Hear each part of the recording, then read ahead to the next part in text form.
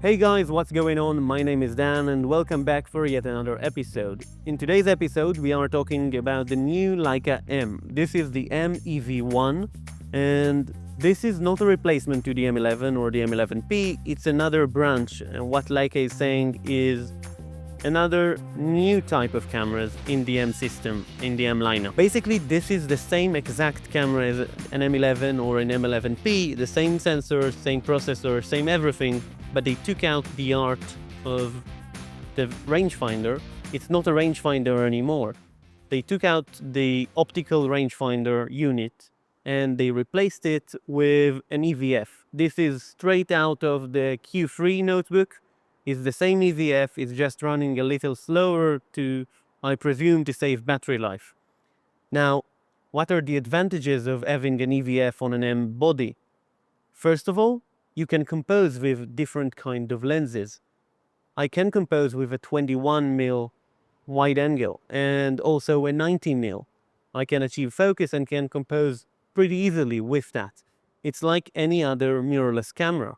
So you would be saying, what are the advantages to having this against an M11?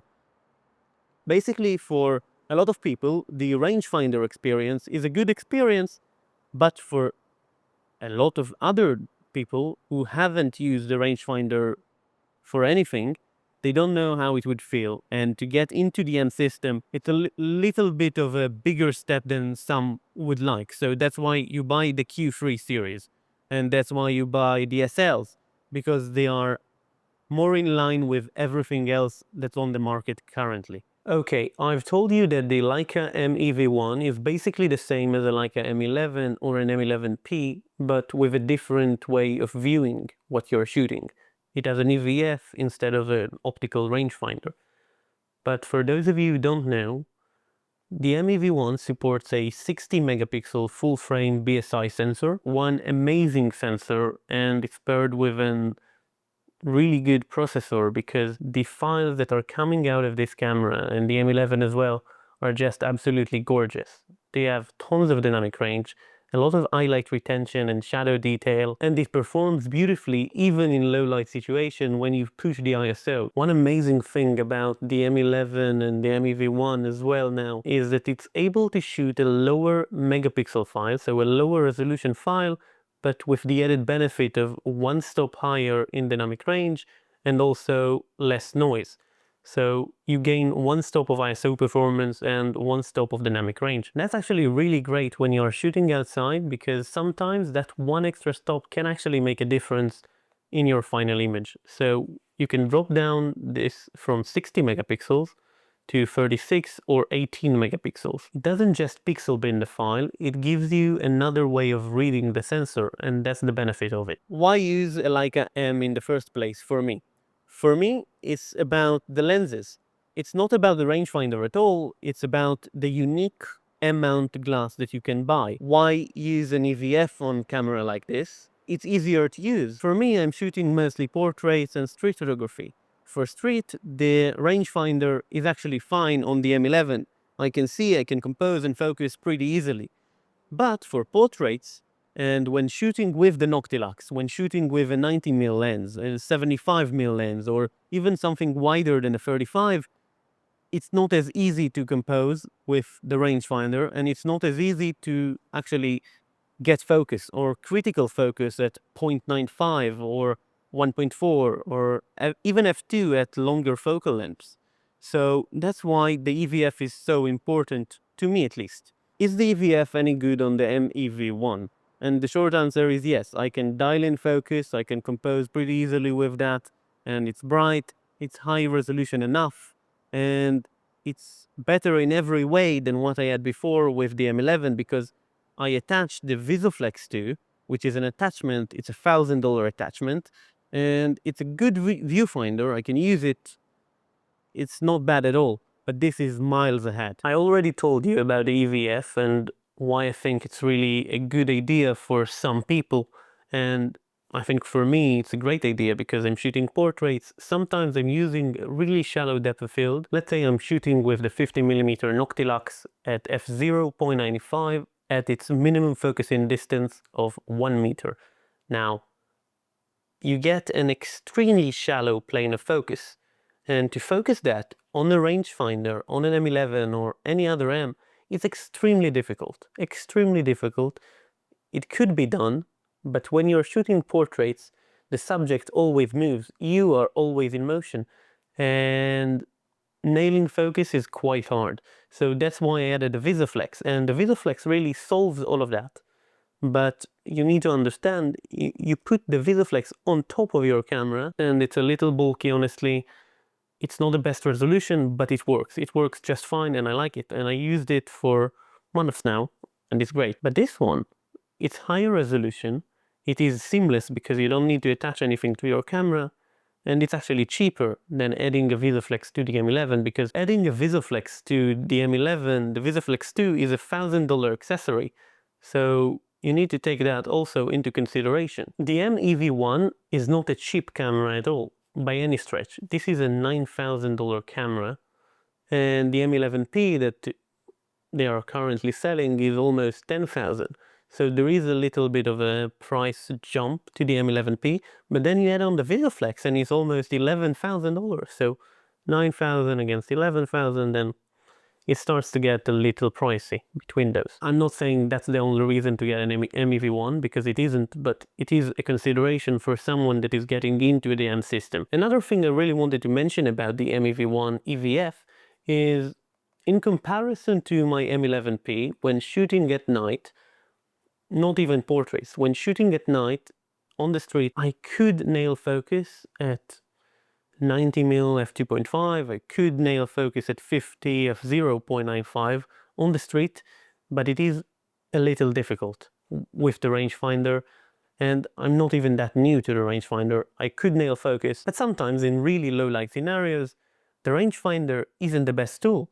This EVF is much better for focusing at night. It got focus peaking, you can magnify the image. Yes, the focus peaking on this, I've seen reviews already. People are saying that it's not the best, and honestly, it isn't the best. The focus peaking gear is just fine when you are shooting contrasty object, but sometimes the light just isn't right for focus peaking, and the focus peaking gear just isn't the most accurate. But luckily, focus peaking isn't my preferred method of focusing. I like to magnify the image, and this thing does it extremely well. It's just like the VisiFlex with the M11, but it is a faster experience because it is all built in, and it's higher resolution, so that's a better experience than the VisiFlex. Also, one thing I wanted to mention is the body itself of the M-EV1 weighs a little less than an M11 or an M11P. That's because they took out the rangefinder, and the rangefinder isn't just a tiny bit of glass. It's not. It's a whole mechanical thing, and it weighs a little bit. So the body of the M-EV1 actually weighs significantly less when you are comparing it side by side to an M11. Now, other than that, they took some of the M11 and some of the M11P. You get the M11P content credentials, which I never really use. I don't have a need for those, so that doesn't really interest me. But I wish they would have taken the M11P storage, because this one only has 64 gigs of storage and my M11P has 256. This is the same as an M11, the original M11, and not the same as the M11P. It's not a big deal, but that's something you should know for a $9,000 camera. Other than that, it feels just like an M. It feels like any other M11 in the series. It's beautifully finished, it's beautifully made, and I can use every accessory of the M11. I can use the thumbs up, I can use the grip, I can use the case. Everything works just fine because it's the same body. The leather itself is a different texture. It's more like a Q3 43, but in black, because the Q3 43 is gray, I think. And I think it's beautiful. I think it looks nicer than an M11.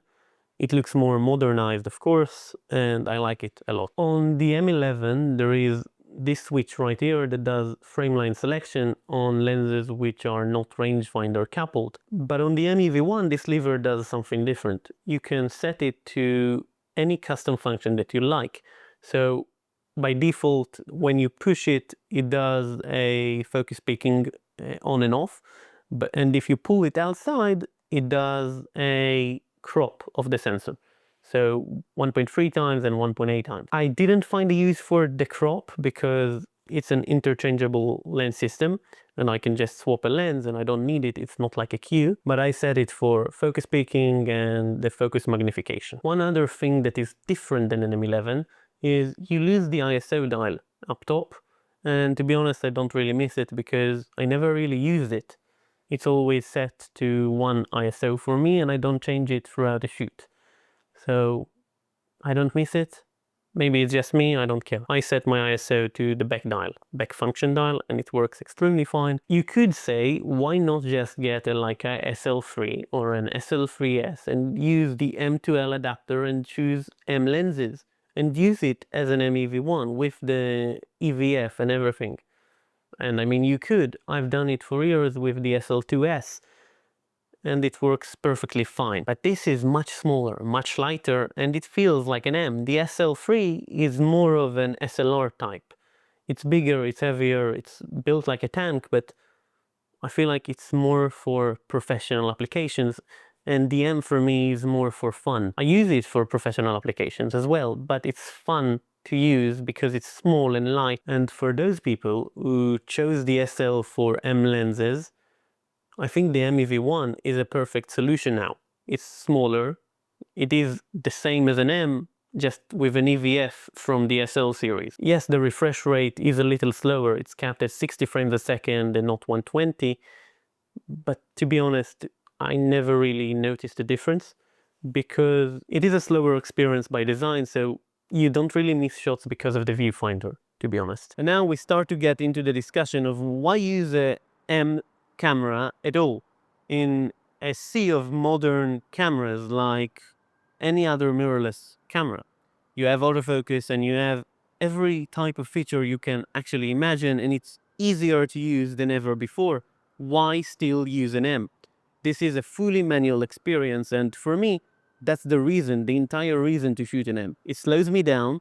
It's just like a film camera. It's a film body, and you use manual lenses. Everything else is manual again, and you need to think a little more. You need to take your time and compose an image which will tell a story. For me, mirrorless cameras are fine. I use them all the time. I use the Canon R5 Mark II, I use the R3, I use the R6, and I use the Leica SL even. They're all fine, they're all great, but they take away from the fun of it. They are too smart and they make things a little too easy for me, basically. So that's the entire reason for me to shoot a Leica M in the first place. And of course, there are other things that go into it. The build quality, the design, the compactness of it, and of course the M-mount lenses that date back 100 years. I want to emphasize the way you see the world through the EVF on the M-EV1 in comparison to the rangefinder. Because when you are shooting a 50mm on the rangefinder, on the M11, you see a frame line. So you can see outside of the frame and you can compose with that. You need to see it to understand, but that's the way you use the rangefinder. When you are using an EVF with the same lens, you just see through the lens. And it's a different experience because you can compose a little differently. At least for me, you are more connected to your composition when shooting portraits, when shooting street. So for me, that's what I like, and I can appreciate an EVF on an M. But for some other people who have shot rangefinders for their whole lifetime, this is gonna need to get some used to. And of course, you have the added benefit of shooting longer lenses like 90, like 135, or even adapting and shooting longer lenses than that with an M. So that's very unique. And also shooting extremely wide angles, so 21, 18, or even wider than that. And that's really unique in the world of Leica M's. You couldn't do it before, but now you can, so that's impressive. Okay, let's wrap this video up by saying that in a world where every camera manufacturer is trying to make the most perfect imaging tool they can, the fastest and the most reliable, and the most frames a second, and the best autofocus algorithm, and the cleanest, sharpest lenses, I think we lost a little bit of the photography process. Because now it's computers paired with lenses, and you are the photographer, yes, but it does a lot for you. The autofocus is just amazing and everything about the camera is smart. And it's great for some stuff and it's great for work. But I think why we got into photography, it was the process. It was the process of actually making an image from scratch. And I think Leica does that the best now. This is a fully manual experience, and it's not a computer paired with a lens, it's a camera paired with a lens, and you are the photographer, and you are in complete control of everything. And that's why I choose the Leica M, and now the M-EV1. Hope you enjoyed this episode, and if you did, leave a like and subscribe, and tell me down below, what do you think about the new Leica M-EV1, and do you think you will grab one? Or do you think you will stick with an M11? Or do you not like the idea of a Leica M at all now? Tell me that down below. I would like to hear from you. And I will see you in the next one. Bye bye.